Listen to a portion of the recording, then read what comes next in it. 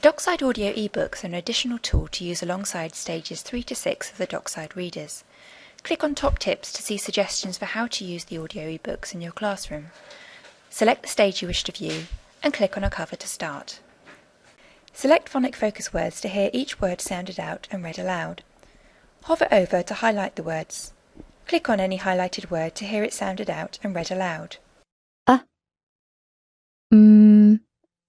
A Z I Amazing.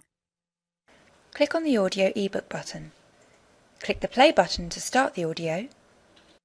Jack was spray painting his room. The paint was like red rain. Jack, stop that! And the pause button to pause the audio.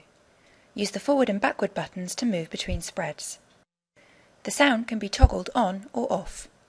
You can play the full audio ebook without having to click to the next page by turning autoplay on.